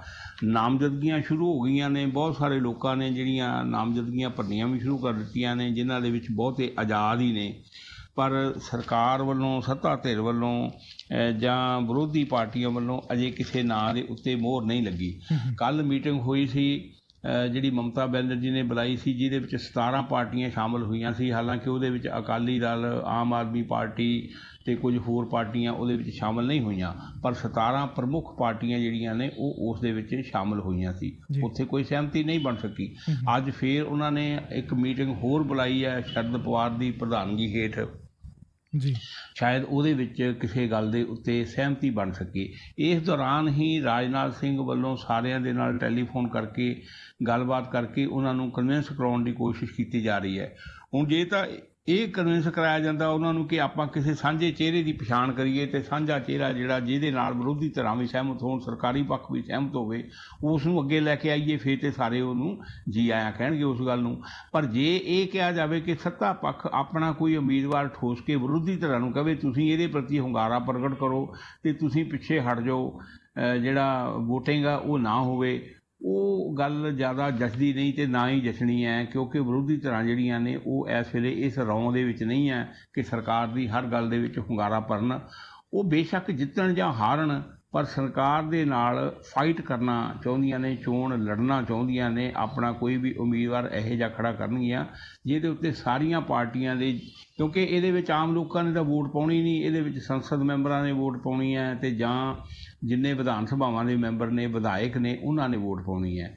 ਔਰ ਵਿਰੋਧੀ ਪਾਰਟੀਆਂ ਕੋਲ ਵੀ ਬਹੁਤ ਸਾਰੇ ਵਿਧਾਇਕ ਨੇ, ਬਹੁਤ ਸਾਰੇ ਸੰਸਦ ਮੈਂਬਰ ਨੇ। ਬੇਸ਼ੱਕ ਸੱਤਾ ਪੱਖ ਦੇ ਕੋਲ ਸੰਸਦ ਮੈਂਬਰ ਜਿਹੜੇ ਨੇ ਉਹ ਮੁਕਾਬਲਤਨ ਕੁਛ ਜ਼ਿਆਦਾ ਨੇ, ਪਰ ਜਿਹੜੇ ਅਸੈਂਬਲੀਆਂ ਦੀਆਂ ਜਿਹੜੀਆਂ ਵੋਟਾਂ ਨੇ ਉਹ ਵੀ ਸਰਕਾਰ ਦੇ ਤਕਰੀਬਨ ਬਰਾਬਰ ਹੀ ਜਾ ਖੜਦੀਆਂ ਨੇ। ਕੋਈ ਥੋੜ੍ਹਾ ਬਹੁਤਾ ਫਰਕ ਉਹਦੇ ਵਿੱਚ ਰਹਿ ਜਾਂਦਾ ਜੇ ਵੋਟਾਂ ਦਾ ਕੋਈ ਅੱਗੇ ਜਾ ਕੇ ਜੋੜ ਤੋੜ ਨਾ ਹੋਵੇ, ਕਿਉਂਕਿ ਜਿਹੜੀਆਂ ਸਾਇਲੈਂਟ ਪਾਰਟੀਆਂ ਨੇ, ਜਿਵੇਂ ਆਮ ਆਦਮੀ ਪਾਰਟੀ ਹੈ, ਉਹ ਅਜੇ ਤੱਕ ਕੋਈ ਗੱਲ ਨਹੀਂ ਕਰ ਰਹੀ, ਨਾ ਵਿਰੋਧੀ ਪੱਖ ਦੇ ਨਾਲ ਤੇ ਨਾ ਸੱਤਾ ਪੱਖ ਨਾਲ। ਉਹ ਕੱਲ੍ਹ ਨੂੰ ਕਿਹਦੇ ਹੱਕ ਵਿੱਚ ਭੁਗਤ ਜਾਵੇ ਆਪਾਂ ਕਹਿ ਨਹੀਂ ਸਕਦੇ। ਹੁਣ ਉਹਨਾਂ ਦੇ ਸੰਸਦ ਮੈਂਬਰ ਵੀ ਹੈਗੇ ਨੇ, ਉਹਨਾਂ ਦੇ ਵਿਧਾਨ ਸਭਾ ਮੈਂਬਰ ਵੀ ਹੈਗੇ ਨੇ, ਦਿੱਲੀ ਵਿੱਚ ਵੀ ਨੇ, ਪੰਜਾਬ ਵਿੱਚ ਵੀ ਨੇ, ਹੁਣੇ ਪੰਜਾਬ ਤੋਂ 7 ਰਾਜ ਸਭਾ ਦੇ ਮੈਂਬਰ ਉਹਨਾਂ ਦੇ ਜਿੱਤ ਕੇ ਗਏ ਨੇ। ਸੋ ਵੋਟਾਂ ਉਹਨਾਂ ਦੇ ਕੋਲ ਵੀ ਕਾਫੀ ਹੈਗੀਆਂ ਨੇ। ਇਸ ਕਰਕੇ ਇਸ ਚੀਜ਼ ਦੇ ਤੱਕ ਅਜੇ ਕਿਸੇ ਨਤੀਜੇ ਤੱਕ ਪਾਰਟੀਆਂ ਸਾਰੀਆਂ ਜਿਹੜੀਆਂ ਨੇ ਉਹ ਪਹੁੰਚੀਆਂ ਨਹੀਂ ਹੈ। ਨੋਟੀਫਿਕੇਸ਼ਨ ਇਹਦਾ ਬਕਾਇਦਾ ਜਾਰੀ ਹੋ ਚੁੱਕਾ ਹੈ। 29 ਜੂਨ ਤੱਕ ਨੋਮੀਨੇਸ਼ਨ ਪੇਪਰ ਭਰੇ ਜਾਣੇ ਨੇ, 18 ਜੁਲਾਈ ਨੂੰ ਵੋਟਾਂ ਪੈਣੀਆਂ ਨੇ ਅਤੇ 21 ਜੁਲਾਈ ਨੂੰ ਐਲਾਨ ਹੋ ਜਾਏਗਾ ਗਿਣਤੀ ਤੋਂ ਬਾਅਦ, ਕਿਉਂਕਿ ਜਿਹੜੇ ਪਹਿਲੇ ਰਾਸ਼ਟਰਪਤੀ ਨੇ ਰਾਮਨਾਥ ਕੋਵਿੰਦ ਜੀ, ਉਹਨਾਂ ਦਾ ਕਾਰਜਕਾਲ 24 ਜੁਲਾਈ ਨੂੰ ਖਤਮ ਹੋ ਜਾਣਾ ਹੈ। ਔਰ ਇਸ ਤਰ੍ਹਾਂ ਦੀ ਪਰੰਪਰਾ ਹੈ ਜਾਂ ਨਿਯਮ ਹੈ ਇਸ ਤਰ੍ਹਾਂ ਦਾ ਕਿ ਰਾਸ਼ਟਰਪਤੀ ਦੇ ਅਹੁਦੇ ਦੀ ਮਿਆਦ ਖਤਮ ਹੋਣ ਤੋਂ ਪਹਿਲਾਂ ਨਵੇਂ ਰਾਸ਼ਟਰਪਤੀ ਦੀ ਚੋਣ ਕਰ ਲਈ ਜਾਣੀ ਜ਼ਰੂਰੀ ਹੈ ਜੀ। ਸੋ ਇਸ ਕਰਕੇ ਹਜੇ ਤਾਂ ਇਹ ਐਕਸਰਸਾਈਜ਼ ਹੀ ਚੱਲ ਰਹੀ ਹੈ, ਅਜੇ ਭੱਜ ਦੌੜ ਚੱਲ ਰਹੀ ਹੈ। ਕਿਸ ਨਾਂ ਦੇ ਉੱਤੇ ਸਹਿਮਤੀ ਹੁੰਦੀ ਹੈ, ਕਿਹਦੇ 'ਤੇ ਮੋਹਰ ਲੱਗਦੀ ਹੈ, ਔਰ ਉਹ ਕਿਸ ਕੈਲੀਬਰ ਦਾ, ਕਿਸ ਯੋਗਤਾ ਦਾ ਬੰਦਾ ਹੈ ਜਿਸ ਨੂੰ ਅਗਲੇ ਰਾਸ਼ਟਰਪਤੀ ਵਜੋਂ ਸਾਹਮਣੇ ਲਿਆਂਦਾ ਜਾਂਦਾ ਹੈ, ਜਾਂ ਫਿਰ ਜੇ ਵੋਟਾਂ ਪੈਂਦੀਆਂ ਨੇ ਤੇ ਕੌਣ ਜਿੱਤ ਕੇ ਸਾਹਮਣੇ ਆਉਂਦਾ ਹੈ। ਬੜੀ ਦਿਲਚਸਪ ਗੱਲ ਹੋਏਗੀ, ਆਪਾਂ ਇਹਦੇ ਉੱਤੇ ਪੂਰੀ ਨਜ਼ਰ ਰੱਖਾਂਗੇ। ਹਾਂਜੀ ਬਿਲਕੁਲ। ਜੋਗਿੰਦਰ ਸੰਧੂ ਜੀ, ਲਾਰੈਂਸ ਬਿਸ਼ਨੋਈ ਦਾ ਕੀ ਬਣਿਆ ਜੀ? ਪੁੱਛ ਪੜਤਾਲ ਦਾ ਸਿਲਸਿਲਾ ਜਾਰੀ ਹੈ ਜੀ? ਲਾਰੈਂਸ ਬਿਸ਼ਨੋਈ ਦੀ ਆਪਾਂ ਜਿਵੇਂ ਕਿ ਕੱਲ੍ਹ ਗੱਲ ਕੀਤੀ ਸੀ ਕਿ ਉਸ ਨੂੰ ਦਿੱਲੀ ਤੋਂ ਲਿਆ ਕੇ ਮਾਨਸਾ ਪੇਸ਼ ਕੀਤਾ ਗਿਆ, ਫਿਰ ਉਸ ਤੋਂ ਬਾਅਦ ਉਸ ਨੂੰ ਮੋਹਾਲੀ CIA ਸਟਾਫ ਖਰੜ ਵਿੱਚ ਲਿਆਂਦਾ ਗਿਆ ਜੀ। ਖਰੜ ਵਿੱਚ ਥੋੜ੍ਹਾ ਚਿਰ ਉਹਦੇ ਕੋਲੋਂ ਪੁੱਛਗਿੱਛ ਕੀਤੀ ਸੀ। ਬਾਅਦ ਵਿੱਚ ਉੱਥੋਂ ਗੱਡੀਆਂ ਦੇ 2 ਕਾਫਲੇ ਨਿਕਲੇ। ਇੱਕ ਕਾਫਲਾ ਵੱਖਰੀ ਦਿਸ਼ਾ ਵਿੱਚ ਚਲਾ ਗਿਆ ਤੇ ਇੱਕ ਕਾਫਲਾ ਵੱਖਰੀ ਦਿਸ਼ਾ ਚਲਾ ਗਿਆ ਜੀ। ਉਹਨਾਂ ਦੇ ਵਿੱਚੋਂ ਕਿਹੜੇ ਕਾਫਲੇ ਦੇ ਵਿੱਚ ਲਾਰੈਂਸ ਬਿਸ਼ਨੋਈ ਬੈਠਾ ਸੀ, ਕਿਹੜੇ ਕਾਫਲੇ ਦੇ ਵਿੱਚ ਉਹਦੇ ਨਾਲ ਜਿਹੜੇ 2 ਜਣੇ ਹੋਰ ਸੀ, ਉਹਨਾਂ ਨੂੰ ਕਿੱਧਰ ਬਿਠਾਇਆ ਗਿਆ ਸੀ, ਇਹਦੇ ਬਾਰੇ ਕੁਝ ਨਹੀਂ ਦੱਸਿਆ ਗਿਆ। ਔਰ ਇਸ ਬਾਰੇ ਵੀ ਕੁਝ ਨਹੀਂ ਦੱਸਿਆ ਗਿਆ ਕਿ ਉਹਨਾਂ ਦੀ ਲੋਕੇਸ਼ਨ ਕੀ ਹੈ, ਉਹਨਾਂ ਨੂੰ ਕਿੱਥੇ ਲਿਜਾਇਆ ਗਿਆ ਹੈ ਤੇ ਉਹਨਾਂ ਕੋਲੋਂ ਕਿਸ ਤਰ੍ਹਾਂ ਦੀ ਪੁੱਛਗਿੱਛ ਹੋਈ ਹੈ। ਅਜੇ ਤੱਕ ਅਧਿਕਾਰਤ ਤੌਰ 'ਤੇ ਇਸ ਦੀ ਜਾਣਕਾਰੀ ਜਿਹੜੀ ਆ ਉਹ ਨਾ ਤਾਂ ਐਂਟੀ ਗੈਂਗਸਟਰ ਟਾਸਕ ਫੋਰਸ ਦੇ ਜਿਹੜੇ ਅਧਿਕਾਰੀ ਨੇ ਉਹਨਾਂ ਨੇ ਕੋਈ ਜਾਣਕਾਰੀ ਦਿੱਤੀ ਹੈ, ਨਾ ਹੀ ਸਪੈਸ਼ਲ ਇਨਵੈਸਟੀਗੇਸ਼ਨ ਟੀਮ ਨੇ ਕੋਈ ਖੁਲਾਸਾ ਕੀਤਾ ਹੈ। ਪਰ ਕੁਝ ਖਬਰਾਂ ਜਿਹੜੀਆਂ ਨੇ ਉਹ ਨਿਕਲ ਕੇ ਸਾਹਮਣੇ ਆਈਆਂ ਨੇ। ਪਹਿਲੀ ਖਬਰ ਜਿਹੜੀ ਨਿਕਲ ਕੇ ਸਾਹਮਣੇ ਆਈ ਉਹ ਤਾਂ ਇਹ ਆ ਕਿ ਮੋਹਾਲੀ ਤੋਂ ਪਿਛਲੇ ਦਿਨੀ ਪੰਜਾਬ ਪੁਲਿਸ ਨੇ 2 ਲੋਕਾਂ ਨੂੰ ਗ੍ਰਿਫਤਾਰ ਕੀਤਾ ਸੀ, ਜਿਨ੍ਹਾਂ ਵਿੱਚ ਇੱਕ ਗੁਰਪ੍ਰੀਤ ਸਿੰਘ ਗੋਪੀ ਸੀ, ਦੂਜਾ ਗਗਨਪ੍ਰੀਤ ਗੱਗੀ ਸੀ। ਦੋਵੇਂ ਡੱਬਵਾਲੀ ਨਾਲ ਸੰਬੰਧਿਤ ਨੇ ਔਰ ਉਹਨਾਂ ਬਾਰੇ ਇਹ ਕਿਹਾ ਗਿਆ ਸੀ ਕਿ ਇਹ ਲਾਰੈਂਸ ਬਿਸ਼ਨੋਈ ਦੇ ਆਦਮੀ ਨੇ, ਉਹਦੇ ਗੈਂਗਸਟਰ ਨੇ ਇਹ ਜੀ। ਜਦੋਂ ਉਹਨਾਂ ਦੋਨਾਂ ਨੂੰ ਸਾਹਮਣੇ ਬਿਠਾ ਕੇ ਲਾਰੈਂਸ ਬਿਸ਼ਨੋਈ ਤੋਂ ਪੁੱਛਿਆ ਗਿਆ ਕਿ ਇਹਨਾਂ ਬਾਰੇ ਕੀ ਜਾਣਦੇ ਹੋ, ਤਾਂ ਉਹਨੇ ਕਿਹਾ ਮੈਂ ਤਾਂ ਇਹਨਾਂ ਨੂੰ ਪਛਾਣਦਾ ਹੀ ਨਹੀਂ, ਨਾ ਮੈਂ ਇਹਨਾਂ ਨੂੰ ਜਾਣਦਾ, ਮੇਰਾ ਇਹਨਾਂ ਨਾਲ ਕੋਈ ਸੰਬੰਧ ਨਹੀਂ। ਹੁਣ ਉਹਨਾਂ ਦੋਨਾਂ ਨੂੰ ਲਾਰੈਂਸ ਬਿਸ਼ਨੋਈ ਨੇ ਸਿੱਧਾ ਆਪਣੇ ਭਰਤੀ ਕੀਤਾ ਹੈ ਕਿ ਅੱਗੋਂ ਲਾਰੈਂਸ ਬਿਸ਼ਨੋਈ ਦੇ ਕਿਸੇ ਹੋਰ ਬੰਦੇ ਨੇ ਭਰਤੀ ਕੀਤਾ ਹੈ। ਇਹ ਉਹ ਦੋਵੇਂ ਦੱਸਣਗੇ ਜੇ ਉਹਨਾਂ ਦੋਨਾਂ ਕੋਲੋਂ ਪੁੱਛਿਆ ਜਾਏਗਾ ਕਿ ਤੁਹਾਡਾ ਲਾਰੈਂਸ ਬਿਸ਼ਨੋਈ ਨਾਲ ਕੀ ਵਾਸਤਾ ਹੈ, ਅਤੇ ਜੇ ਉਹ ਵੀ ਕਹਿੰਦੇ ਨੇ ਕਿ ਸਾਡਾ ਲਾਰੈਂਸ ਬਿਸ਼ਨੋਈ ਨਾਲ ਕੀ ਵਾਸਤਾ ਹੈ, ਅਤੇ ਫਿਰ ਪੰਜਾਬ ਪੁਲਿਸ ਨੂੰ ਦੁਬਾਰਾ ਸੋਚਣਾ ਪਏਗਾ ਕਿ ਉਹ ਕਿਸ ਆਧਾਰ ਦੇ ਉੱਤੇ ਕਿਸ ਤਰ੍ਹਾਂ ਦੇ ਲੋਕਾਂ ਨੂੰ ਫੜੀ ਜਾ ਰਹੇ ਨੇ ਜਿਨ੍ਹਾਂ ਦਾ ਕੋਈ ਕਿਸੇ ਨਾਲ ਕੋਈ ਸੰਬੰਧ ਨਹੀਂ, ਕੋਈ ਵਾਸਤਾ ਨਹੀਂ ਜੀ। ਇੱਕ ਗੱਲ ਹੋਰ ਜਿਹੜੀ ਸਾਹਮਣੇ ਆਈ ਹੈ ਉਹ ਲਾਰੈਂਸ ਬਿਸ਼ਨੋਈ ਨੇ ਇਹ ਦੱਸਿਆ ਕਿ ਜਿਹੜੇ ਹਥਿਆਰ ਵਰਤੇ ਗਏ ਸੀ ਉਹ ਹਥਿਆਰ ਪੰਜਾਬ ਅਤੇ ਹਰਿਆਣਾ ਬਾਰਡਰ ਦੇ ਉੱਤੇ ਕਿਤੇ ਦਬਾ ਦਿੱਤੇ ਗਏ ਨੇ, ਜ਼ਮੀਨ ਦੇ ਵਿੱਚ ਛੁਪਾ ਦਿੱਤੇ ਗਏ ਨੇ। ਹੁਣ ਇਹ ਦੇਖੋ ਕਿੰਨੀ ਹੈਰਾਨਗੀ ਦੀ ਗੱਲ ਹੈ ਕਿ ਜਿੱਥੇ ਵਾਰਦਾਤ ਹੋਈ ਹੈ ਮੂਸਾ ਪਿੰਡ ਦੇ ਵਿੱਚ। ਜੀ ਉੱਥੋਂ ਵਾਰਦਾਤ ਤੋਂ ਬਾਅਦ ਉਹ ਹਥਿਆਰ ਲਿਜਾ ਕੇ ਹਰਿਆਣਾ ਦੇ ਬਾਰਡਰ ਦੇ ਉੱਤੇ ਲਗਾਏ ਗਏ ਨੇ ਅਤੇ ਫਿਰ ਇਸ ਦੀ ਸੂਚਨਾ ਜੇਲ੍ਹ ਵਿੱਚ ਬੈਠੇ ਲਾਰੈਂਸ ਬਿਸ਼ਨੋਈ ਨੂੰ ਦਿੱਤੀ ਹੈ। ਬਲਕਿ ਆਪਾਂ ਇਹ ਵੀ ਨਹੀਂ ਕਹਿ ਸਕਦੇ ਕਿ ਉਹ ਜੇਲ੍ਹ 'ਚ ਬੈਠਾ ਸੀ, ਕਿਉਂਕਿ ਉਹ ਤਾਂ ਦਿੱਲੀ ਪੁਲਿਸ ਦੇ ਵਿਸ਼ੇਸ਼ ਸੈੱਲ ਕੋਲ ਰਿਮਾਂਡ ਉੱਤੇ ਚੱਲ ਰਿਹਾ ਸੀ। ਔਰ ਉੱਥੇ ਉਹਦੇ ਕੋਲ ਇਹ ਸੂਚਨਾ ਕਿੱਦਾਂ ਪਹੁੰਚ ਗਈ ਜਿਹੜਾ ਉਸਨੇ ਇਹ ਖੁਲਾਸਾ ਕੀਤਾ। ਮਤਲਬ ਇਹ ਪੁਲਿਸ ਦੇ ਸੂਤਰਾਂ ਤੋਂ ਇਹ ਖਬਰਾਂ ਸਾਹਮਣੇ ਆ ਰਹੀਆਂ ਨੇ ਕਿ ਉਹ ਪਤਾ ਲੱਗ ਗਿਆ ਹੁਣ ਉੱਥੇ ਹਥਿਆਰ ਦਵਾਏ ਗਏ ਨੇ, ਅਸੀਂ ਉਹ ਛੇਤੀ ਹੀ ਬਰਾਮਦ ਕਰ ਲਾਂਗੇ। ਮਤਲਬ ਉਹਨਾਂ ਦੀ ਲੋਕੇਸ਼ਨ ਨਹੀਂ ਪਤਾ ਅਜੇ, ਇਹ ਦੱਸਿਆ ਗਿਆ ਕਿ ਉੱਥੇ ਬਾਰਡਰ ਦੇ ਉੱਤੇ ਬਣਾਏ ਗਏ ਨੇ। ਜੀ ਤੀਜਾ ਇਹ ਕਿ ਜਿਹੜਾ ਗੋਲਡੀ ਬਰਾੜ ਹੈ ਉਹਦੇ ਜੀਜੇ ਕੋਲੋਂ ਵੀ ਪੁਲਿਸ ਪੁੱਛਗਿੱਛ ਕਰਨਾ ਚਾਹੁੰਦੀ ਹੈ ਅਤੇ ਲਾਰੈਂਸ ਬਿਸ਼ਨੋਈ ਦੇ ਸਾਹਮਣੇ ਬਿਠਾ ਕੇ ਪੁੱਛਗਿੱਛ ਕਰਨਾ ਚਾਹੁੰਦੀ ਹੈ। ਪੰਜਾਬ ਪੁਲਿਸ ਨੇ, ਸਪੈਸ਼ਲ ਇਨਵੈਸਟੀਗੇਸ਼ਨ ਟੀਮ ਨੇ, ਐਂਟੀ ਗੈਂਗਸਟਰ ਟਾਸਕ ਫੋਰਸ ਨੇ ਇੱਕ ਤਾਂ ਇਹ ਇਸ ਤਰ੍ਹਾਂ ਦੀ ਪਾਬੰਦੀ ਲਾਈ ਹੈ ਕਿ ਲਾਰੈਂਸ ਬਿਸ਼ਨੋਈ ਕੋਲ ਸਿਰਫ ਕੁਝ ਗਿਣਤੀ ਦੇ ਜਿਹੜੇ ਸੀਨੀਅਰ ਅਧਿਕਾਰੀ ਨੇ ਉਹ ਹੀ ਜਾ ਸਕਦੇ ਨੇ, ਆਮ ਖਾਸ ਨੂੰ ਉਹਨਾਂ ਕੋਲ ਜਾਣ ਦੀ ਇਜਾਜ਼ਤ ਨਹੀਂ। ਆਪਾਂ ਇਹ ਗੱਲ ਸੋਚ ਸਕਦੇ ਹਾਂ ਕਿ ਅਜਿਹਾ ਕਿਉਂ ਕੀਤਾ ਗਿਆ, ਕਿਉਂਕਿ ਜੇ ਕੋਈ ਆਮ ਖਾਸ ਉੱਥੇ ਜਾਵੇਗਾ ਇੱਧਰ ਦੀ ਗੱਲ ਉੱਧਰ ਲਈ ਇੱਧਰ ਜਿਹੜੇ ਕੋਈ 3-4 ਲੋਕ ਜ਼ਿੰਮੇਵਾਰ ਨੇ, ਜੇ ਫਿਰ ਉੱਥੋਂ ਕਿਸੇ ਤਰ੍ਹਾਂ ਦੀ ਇਨਫੋਰਮੇਸ਼ਨ ਕੋਈ ਸੂਚਨਾ ਲੀਕ ਹੁੰਦੀ ਹੈ ਤਾਂ ਉਹ 3-4 ਹੀ ਜ਼ਿੰਮੇਵਾਰ ਹੋਣਗੇ। ਇਸ ਕਰਕੇ ਬਹੁਤੇ ਪੁਲਿਸ ਅਧਿਕਾਰੀਆਂ ਨੂੰ ਜਾਂ ਬਹੁਤੇ ਪੁਲਿਸ ਵਾਲਿਆਂ ਨੂੰ ਉਹਦੇ ਨੇੜੇ ਜਾਣ ਦੀ ਇਜਾਜ਼ਤ ਨਹੀਂ ਹੈ। ਇੱਕ ਲੰਬੀ ਚੌੜੀ ਲਿਸਟ ਤਿਆਰ ਕੀਤੀ ਹੋਈ ਹੈ ਸਵਾਲਾਂ ਦੀ, ਜਿਹੜੀ ਜੋ ਦਰਿਆਫਤ ਕਰਨਾ ਚਾਹੁੰਦੀ ਹੈ ਸਪੈਸ਼ਲ ਇਨਵੈਸਟੀਗੇਸ਼ਨ ਟੀਮ ਜਾਂ ਜਿਹੜੀ ਐਂਟੀ ਗੈਂਗਸਟਰ ਟਾਸਕ ਫੋਰਸ ਹੈ, ਉਹ ਜੋ ਪੁੱਛਣਾ ਚਾਹੁੰਦੇ ਨੇ ਕਿ ਮੂਸੇਵਾਲਾ ਦੇ ਨਾਲ ਉਸ ਦੀ ਕੀ ਦੁਸ਼ਮਣੀ ਸੀ ਲਾਰੈਂਸ ਬਿਸ਼ਨੋਈ ਦੀ। ਹੁਣ ਲਾਰੈਂਸ ਬਿਸ਼ਨੋਈ ਦੀ ਦੁਸ਼ਮਣੀ ਤਾਂ ਉਹ ਆਪ ਹੀ ਪਹਿਲਾਂ ਦੱਸ ਚੁੱਕਾ ਕਿ ਵਿੱਕੀ ਮਿੱਡੂ ਖੇੜਾ ਦਾ ਕਤਲ ਜਿਹੜਾ ਹੋਇਆ ਸੀ ਉਹਦੇ ਵਿੱਚ ਇਹਦੀ ਸਾਜ਼ਿਸ਼ ਸੀਗੀ ਸਿੱਧੂ ਮੂਸੇਵਾਲਾ ਦੀ, ਇਸ ਕਰਕੇ ਅਸੀਂ ਇਸ ਨੂੰ ਮਾਰਿਆ। ਇਹ ਤੇ ਉਹ ਪਹਿਲਾਂ ਹੀ ਕਹਿ ਚੁੱਕੇ ਨੇ, ਗੋਲਡੀ ਬਰਾੜ ਵੀ ਇਹ ਕਹਿ ਚੁੱਕਾ ਹੈ, ਲਾਰੈਂਸ ਬਿਸ਼ਨੋਈ ਵੀ ਇਹ ਕਹਿ ਚੁੱਕਾ ਹੈ। ਦੂਜੀ ਗੱਲ ਇਹ ਕਿ ਹਥਿਆਰ ਕਿੱਥੋਂ ਮੁਹੱਈਆ ਕਰਵਾਏ ਗਏ ਨੇ। AN-94 ਦੀ ਜਿਹੜੀ ਰਾਈਫਲ ਹੈ ਉਹ ਇਹਦੇ ਵਿੱਚ ਇਸਤੇਮਾਲ ਕੀਤੀ ਗਈ ਹੈ, ਉਹ ਕਿੱਥੋਂ ਮਿਲੀ ਹੈ ਉਹਨਾਂ ਨੂੰ। ਮਤਲਬ ਹੁਣ ਉਹਨਾਂ ਨੇ ਕਿਹੜਾ ਕਿਸੇ ਦੁਕਾਨ ਤੋਂ ਖਰੀਦੀ ਹੈ, ਇਹ ਤਾਂ ਸਮਗਲ ਹੋ ਕੇ ਅੱਗੇ ਤੋਂ ਅੱਗੇ ਹਥਿਆਰ ਆਉਂਦੇ ਨੇ, ਕਿਸੇ ਤਰ੍ਹਾਂ ਉਹਨਾਂ ਦੇ ਕੋਲ ਪਹੁੰਚ ਗਏ ਨੇ। ਪਹਿਲੀ ਗੱਲ ਤਾਂ ਇਹ ਆ ਕਿ ਜਿਹੜੀ ਜਾਂਚ ਏਜੰਸੀਆਂ ਨੇ ਅਜੇ ਤੱਕ ਇਸ ਨਤੀਜੇ 'ਤੇ ਪਹੁੰਚ ਨਹੀਂ ਸਕੀਆਂ ਕਿ ਕਤਲ ਦੀ ਜਿਹੜੀ ਵਾਰਦਾਤ ਹੋਈ ਹੈ ਉਹਦੇ ਵਿੱਚ ਕਿਹੜੇ ਕਿਹੜੇ ਹਥਿਆਰ ਵਰਤੇ ਗਏ ਨੇ। ਪਹਿਲੇ ਦਿਨ ਤੋਂ ਉਹਦੇ ਬਾਰੇ ਭੰਬਲ ਭੂਸਾ ਚੱਲਿਆ ਆ ਰਿਹਾ। ਪਹਿਲਾਂ ਕਿਹਾ ਸੀ ਉੱਥੇ 3 ਕਿਸਮ ਦੀਆਂ ਗੋਲੀਆਂ ਦੇ ਖੋਲ ਮਿਲੇ ਨੇ, ਔਰ ਇਹ ਜਿਹੜੇ ਖੋਲ ਨੇ ਇਹ AK-47 ਰਾਈਫਲ ਦੇ ਨਹੀਂ ਹੈ, ਇਹ ਹੋਰ ਹੀ ਹਥਿਆਰ ਨੇ। ਮਤਲਬ ਉਹਨਾਂ ਦਾ ਪਤਾ ਲਾਇਆ ਜਾਣਾ। ਉਹ ਕਿਹਾ ਗਿਆ ਕਿ ਉਹਨਾਂ ਨੂੰ ਲੈਬੋਰਟਰੀ ਵਿੱਚ ਭੇਜਿਆ ਗਿਆ ਹੈ, ਉੱਥੋਂ ਪਤਾ ਲੱਗੇਗਾ ਕਿ ਇਹ ਕਿਹੜੀ ਕਿਹੜੀ ਗਨ ਦੇ ਹਥਿਆਰ ਨੇ। ਉਸ ਤੋਂ ਬਾਅਦ ਇਹ ਜਿਹੜੀ ਹੈ ਪੁੱਛਗਿੱਛ ਕੀਤੀ ਜਾਵੇਗੀ। ਹਾਲਾਂਕਿ ਦਿੱਲੀ ਪੁਲਿਸ ਜਿਹੜੀ ਹੈ ਉਹ ਦਾਅਵਾ ਕਰ ਚੁੱਕੀ ਹੈ ਕਿ ਲਾਰੈਂਸ ਬਿਸ਼ਨੋਈ ਹੀ ਮਾਸਟਰਮਾਈਂਡ ਹੈ ਸਿੱਧੂ ਮੂਸੇਵਾਲਾ ਦੇ ਕਤਲकांड ਦੇ ਵਿੱਚ। ਜੀ ਇੱਕ ਗੱਲ ਹੋਰ ਵੀ ਹੈ ਬਾਸੂ ਜੀ ਇੱਥੇ ਕਰਨ ਵਾਲੀ ਕਿ 14 ਦਿਨ ਤੱਕ ਦਿੱਲੀ ਪੁਲਿਸ ਦੇ ਵਿਸ਼ੇਸ਼ ਸੈੱਲ ਨੇ ਲਾਰੈਂਸ ਬਿਸ਼ਨੋਈ ਕੋਲੋਂ ਪੁੱਛਗਿੱਛ ਕੀਤੀ ਹੈ ਵੱਖ-ਵੱਖ ਮਾਮਲਿਆਂ ਦੇ ਉੱਤੇ। ਹਜੇ ਕਿ ਪਹਿਲਾਂ ਸਭ ਤੋਂ ਜਦੋਂ ਉਹਨਾਂ ਪੁੱਛਗਿੱਛ ਕੀਤੀ ਸੀ ਉਹ ਸਿੱਧੂ ਮੂਸੇਵਾਲਾ ਕਤਲकांड ਬਾਰੇ ਨਹੀਂ ਸੀ, ਕਿਸੇ ਹੋਰ ਮਾਮਲੇ ਬਾਰੇ ਸੀ। ਬਾਅਦ 'ਚ ਇਸ ਸੰਬੰਧ 'ਚ ਵੀ ਸਵਾਲ ਪੁੱਛੇ ਗਏ ਤਾਂ ਜਿਹਦੇ ਉਹਨੇ ਵੱਖਰੇ ਵੱਖਰੇ ਜਵਾਬ ਦਿੱਤੇ। ਕਦੀ ਉਹਨੇ ਕਿਹਾ ਕਿ ਮੇਰਾ ਇਸ ਕਤਲ ਕੇਸ ਨਾਲ ਕੋਈ ਸੰਬੰਧ ਹੀ ਨਹੀਂ, ਮੇਰਾ ਜਿਹੜਾ ਗੋਲਡੀ ਬਰਾੜ ਨੇ ਪੋਸਟ ਪਾਈ ਹੈ ਉਹਦੇ ਨਾਲ ਵੀ ਸਾਡਾ ਕੋਈ ਸੰਬੰਧ ਨਹੀਂ। ਬਾਅਦ 'ਚ ਉਹਨੇ ਇਹ ਵੀ ਕਹਿ ਦਿੱਤਾ ਕਿ ਨਹੀਂ, ਸਾਰੇ ਕੁਛ ਲਈ ਗੋਲਡੀ ਬਰਾੜ ਹੀ ਜ਼ਿੰਮੇਵਾਰ ਹੈ। ਫਿਰ ਬਾਅਦ ਵਿੱਚ ਸਚਿਨ ਬਿਸ਼ਨੋਈ ਆ ਗਿਆ, ਉਹਨਾਂ ਨੇ ਕਿਹਾ ਕਿ ਇਸ ਨੇ ਇਸ ਦਾ ਕਤਲ ਕੀਤਾ ਹੈ। ਮਤਲਬ ਕਿੰਨੀ ਤਰ੍ਹਾਂ ਦੇ ਬਿਆਨ ਹੁਣ ਤੱਕ ਆ ਚੁੱਕੇ ਨੇ ਜਿਹੜਾ ਵਿਸ਼ੇਸ਼ ਸੈੱਲ ਨੇ ਪੁੱਛਗਿੱਛ ਕੀਤੀ ਹੈ। ਹੁਣ ਵਿਸ਼ੇਸ਼ ਸੈੱਲ ਜੋ ਕੁਝ 14 ਦਿਨਾਂ ਦੇ ਵਿੱਚ ਉਹਦੇ ਕੋਲੋਂ ਨਹੀਂ ਉਗਲਵਾ ਸਕਿਆ ਜਾਂ ਨਹੀਂ ਪੁੱਛ ਸਕਿਆ, ਉਹ 7 ਦਿਨਾਂ ਦੇ ਵਿੱਚ ਪੰਜਾਬ ਪੁਲਿਸ ਕਿਵੇਂ ਪੁੱਛੇਗੀ, ਜਿਨ੍ਹਾਂ 'ਚੋਂ 1 ਦਿਨ ਲੰਘ ਗਿਆ ਅਤੇ 6 ਦਿਨ ਮਗਰ ਰਹਿ ਗਏ ਨੇ। ਇਹ 7 ਦਿਨਾਂ ਦੇ ਵਿੱਚ ਉਹਦੇ ਕੋਲੋਂ ਉਹ ਸਾਰਾ ਕੁਝ ਪੰਜਾਬ ਪੁਲਿਸ ਦੇ ਕੋਲ ਕੀ ਐਸਾ ਯੰਤਰ ਹੈ ਕਿ ਜਿਹੜਾ ਉਹਦੇ ਕੋਲੋਂ ਹਕੀਕਤ ਦਾ ਜਿਹੜਾ ਉਹ ਪਤਾ ਲਗਾ ਸਕਣਗੇ ਕਿ ਇਹ ਸਾਰਾ ਕਤਲकांड ਕਿਸ ਤਰ੍ਹਾਂ ਹੋਇਆ ਹੈ ਅਤੇ ਕਿਹਨੇ ਇਹ ਕੀਤਾ ਹੈ। ਲਾਰੈਂਸ ਬਿਸ਼ਨੋਈ ਕੋਈ ਸਧਾਰਨ ਅਪਰਾਧੀ ਨਹੀਂ ਹੈ। ਜਿਹੜਾ ਉਹਦਾ ਰਿਕਾਰਡ ਹੈ ਉਹ ਦੱਸਦਾ ਹੈ ਕਿ ਹੁਣ ਤੱਕ 4-5 ਰਾਜਾਂ ਵਿੱਚ ਉਹਦੇ ਖਿਲਾਫ 36 ਮਾਮਲੇ ਦਰਜ ਨੇ ਔਰ 21 ਤਾਂ ਅਦਾਲਤਾਂ ਦੇ ਵਿੱਚ ਅਜੇ ਤੱਕ ਚੱਲ ਰਹੇ ਨੇ। ਇਸ ਕਰਕੇ ਔਰ ਤਿਹਾੜ ਜੇਲ੍ਹ ਦੇ ਵਿੱਚ ਬੈਠ ਕੇ ਪਹਿਲਾਂ ਪੁਲਿਸ ਵਾਸਤੇ ਜਾਂ ਐਡਮਿਨਿਸਟ੍ਰੇਸ਼ਨ ਵਾਸਤੇ, ਜੇਲ੍ਹ ਪ੍ਰਸ਼ਾਸਨ ਵਾਸਤੇ ਸੋਚਣ ਵਾਲੀ ਗੱਲ ਇਹ ਹੀ ਆ ਕਿ ਜੇਲ੍ਹ ਦੇ ਵਿੱਚ ਬੈਠਾ ਹੀ ਉਹ ਕਿਵੇਂ ਫੋਨ ਕਰਕੇ ਉਹਨੂੰ ਸਿਮ ਵੀ ਮਿਲ ਜਾਂਦੇ ਆ, ਫੋਨ ਵੀ ਮਿਲ ਜਾਂਦੇ ਆ।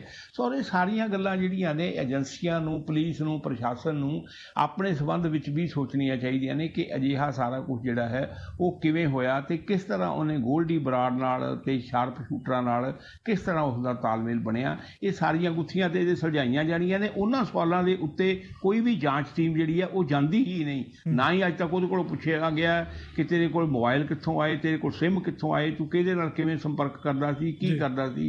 ਇਹ ਸਾਰੀਆਂ ਗੱਲਾਂ ਵੀ ਅਜੇ ਲੋਕਾਂ ਦੇ ਸਾਹਮਣੇ ਆਉਣੀਆਂ ਬਾਕੀ ਨੇ। ਤੇ ਸੰਧੂ ਸਾਹਿਬ, ਜੇ 2 ਮਿੰਟਾਂ 'ਚ ਇਹ ਵੀ ਗੱਲ ਕਰੀਏ ਕਿ ਕਿਰਨ ਬੇਦੀ ਉਹ ਚੇਨਈ ਗਏ ਸੀ, ਉਹਨਾਂ ਦੀ ਕੋਈ ਕਿਤਾਬ ਲਾਂਚ ਹੋਣੀ ਸੀ, ਉੱਥੇ ਉਹਨਾਂ ਨੇ ਸਿੱਖਾਂ ਦਾ ਮਜ਼ਾਕ ਉਡਾਇਆ ਤੇ ਉਸ ਤੋਂ ਬਾਅਦ ਉਹਨਾਂ ਦੀ ਉਹ ਵੀਡੀਓ ਬੜੀ ਵਾਇਰਲ ਹੋ ਗਈ ਤੇ ਉਹਨਾਂ ਨੇ ਹੁਣ ਮੁਆਫੀ ਮੰਗੀ ਹੈ। ਕਿਰਨ ਬੇਦੀ ਇਸ ਮਾਮਲੇ ਨੂੰ ਲੈ ਕੇ ਕਾਫੀ ਵਿਵਾਦਾਂ ਵਿੱਚ ਘਿਰੀ ਹੈ। ਪਹਿਲੀ ਗੱਲ ਤਾਂ ਇਹ ਹੈ ਕਿ ਪਹਿਲੀ ਮਹਿਲਾ IPS ਅਫਸਰ ਹੈ ਜਿਹੜੀ ਕਿਰਨ ਬੇਦੀ, ਉਹਦਾ ਕਾਫੀ ਨਾਮ ਰਿਹਾ ਪੁਲਿਸ ਸਰਵਿਸ ਦੇ ਵਿੱਚ। ਉਹ ਉਪ ਰਾਜਪਾਲ ਵੀ ਰਹੀ ਹੈ। ਪਰ ਹੁਣ ਉਹ ਇਸ ਮਾਮਲੇ ਦੇ ਉੱਤੇ ਜਦੋਂ ਕਿਤਾਬ ਉਹਨਾਂ ਦੀ ਰਿਲੀਜ਼ ਹੋਈ ਹੈ, ਨਿਰਭੀਕ ਪ੍ਰਸ਼ਾਸਨ, ਉਸ ਸੰਬੰਧ ਦੇ ਵਿੱਚ ਉਹ ਇੱਕ ਸਮਾਗਮ ਨੂੰ ਬੋਲ ਰਹੇ ਸੀ ਤੇ ਉਹਨਾਂ ਨੇ ਇਹ ਸ਼ਬਦ ਬੋਲੇ ਆ ਉੱਥੇ ਵਾਸੂ ਜੀ ਕਿ ਅਜੇ 20 ਮਿੰਟ ਘੱਟ ਨੇ 12 ਵੱਜਣ ਤੋਂ। ਜੇ ਤਾਂ ਇੰਨੀ ਗੱਲ ਕਰਕੇ ਉਹ ਚੁੱਪ ਕਰ ਜਾਂਦੇ, ਅੱਗੇ ਲੰਘ ਜਾਂਦੇ ਤੇ ਕੋਈ ਗੱਲ ਨਹੀਂ ਹੋਣੀ ਸੀ ਕਿ 20 ਮਿੰਟ ਘੱਟ ਨੇ 12 ਵਜੇ ਤੋਂ, ਕੋਈ ਖਾਸ ਗੱਲ ਨਹੀਂ। ਜਦੋਂ ਉਹਨਾਂ ਨੇ ਨਾਲ ਦੂਜੀ ਗੱਲ ਜੋੜੀ ਕਿ ਦੇਖਣਾ ਕਿ ਇੱਥੇ ਸਮਾਗਮ 'ਚ ਕੋਈ ਸਰਦਾਰ ਜੀ ਤਾਂ ਨਹੀਂ ਬੈਠੇ, ਉੱਥੋਂ ਸਾਰਾ ਜਿਹੜਾ ਇਹ ਪੰਗਾ ਪਿਆ ਕਿ 12 ਵਜੇ ਦੀ ਗੱਲ ਸਰਦਾਰਾਂ ਨਾਲ ਜੋੜ ਕੇ ਉਹ ਕਹਿ ਰਹੀ ਹੈ, ਮਜ਼ਾਕ ਕਰ ਰਹੀ ਹੈ, ਮਸ਼ਕਰੀ ਕਰ ਰਹੀ ਹੈ। ਉਸ ਦੀ ਵੀਡੀਓ ਵਾਇਰਲ ਹੋ ਗਈ।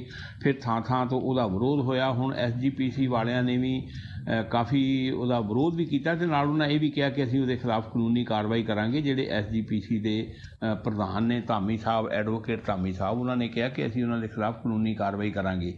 ਇਸ ਦੌਰਾਨ ਭਾਵੇਂ ਉਹਨਾਂ ਕਿਰਨ ਬੇਦੀ ਨੇ ਮਾਫੀ ਮੰਗ ਲਈ ਹੈ ਤੇ ਕਿਹਾ ਹੈ ਕਿ ਮੈਨੂੰ ਮਾਫ ਕਰ ਦਿੱਤਾ ਜਾਵੇ, ਇਹ ਮੇਰੇ ਕੋਲੋਂ ਆਖਰੀ ਗਲਤੀ ਤੁਸੀਂ ਸਮਝੋ ਕਿ ਮੈਂ ਕਰ ਬੈਠੀ ਹਾਂ। ਜਿਸ ਤਰ੍ਹਾਂ ਵੀ ਹੋ ਗਈ ਹੈ ਇਹਨੂੰ ਗਲਤ ਨਾ ਸਮਝਿਆ ਜਾਵੇ। ਮੈਂ ਜੋ ਕੁਝ ਕਿਹਾ ਹੈ, ਮੈਂ ਆਪਣੇ ਭਾਈਚਾਰੇ ਨੂੰ ਬਹੁਤ ਪਿਆਰ ਕਰਦੀ ਹਾਂ, ਮੈਂ ਗੁਰੂ ਨਾਨਕ ਦੇਵ ਜੀ ਨੂੰ ਮੰਨਣ ਵਾਲੀ ਹਾਂ, ਇਸ ਕਰਕੇ ਮੈਨੂੰ ਮਾਫ ਕਰ ਦਿੱਤਾ ਜਾਵੇ। ਮੈਂ ਜਨਤਕ ਤੌਰ 'ਤੇ ਮਾਫੀ ਮੰਗ ਰਹੀ ਹਾਂ। ਪਰ ਉਸ ਨੂੰ ਅਜੇ ਵੀ ਈਮੇਲ ਪ੍ਰਾਪਤ ਹੋ ਰਹੀਆਂ ਨੇ ਜਿਨ੍ਹਾਂ ਵਿੱਚ ਧਮਕੀਆਂ ਦਿੱਤੀਆਂ ਜਾ ਰਹੀਆਂ ਨੇ, ਗਾਲੀ ਗਲੋਚ ਵੀ ਉਹਦੇ ਵਿੱਚ ਵਰਤਿਆ ਜਾ ਰਿਹਾ ਹੈ। ਤੇ ਇਸ ਤੋਂ ਪਹਿਲਾਂ ਆਪਾਂ ਨੂੰ ਪਤਾ ਹੀ ਹੈ ਕਿ ਕਮੇਡੀਅਨ ਜਿਹੜੀ ਭਾਰਤੀ ਸਿੰਘ ਸੀ, ਉਹਨੇ ਵੀ ਕੁਝ ਇਸੇ ਤਰ੍ਹਾਂ ਦੀ ਟਿੱਪਣੀ ਜਿਹੜੀ ਆ ਉਹ ਸਿੱਖ ਭਾਈਚਾਰੇ ਦੇ ਖਿਲਾਫ ਕੀਤੀ ਸੀ। ਉਹਦੇ ਖਿਲਾਫ ਵੀ ਕੇਸ ਦਰਜ ਹੋਇਆ ਸੀ। ਹੁਣ ਇਹ ਦੂਜਾ ਮਾਮਲਾ ਆ ਗਿਆ ਲਗਾਤਾਰ। ਸੋ ਇਹਨਾਂ ਲੋਕਾਂ ਨੂੰ ਆਪਣੀ ਜ਼ੁਬਾਨ 'ਤੇ ਕੰਟਰੋਲ ਕਰਨਾ ਚਾਹੀਦਾ ਹੈ ਕਿ ਜਿਹਦੇ ਨਾਲ ਕਿਸੇ ਦੀਆਂ ਭਾਵਨਾਵਾਂ ਨੂੰ ਠੇਸ ਨਾ ਪੁੱਜੇ। ਇਸ ਤਰ੍ਹਾਂ ਦੇ ਸ਼ਬਦ ਕਦੇ ਇਸਤੇਮਾਲ ਨਹੀਂ ਕਰਨੇ ਚਾਹੀਦੇ। ਸੰਧੂ ਸਾਹਿਬ, ਇਹ ਸਾਰੀਆਂ ਖਬਰਾਂ ਸਾਡੇ ਨਾਲ ਸਾਂਝੀਆਂ ਕਰਨ ਲਈ ਬਹੁਤ ਧੰਨਵਾਦ ਜੀ। ਕੱਲ੍ਹ ਫਿਰ ਗੱਲਬਾਤ ਹੋਏਗੀ। ਠੀਕ ਹੈ ਜੀ, ਧੰਨਵਾਦ।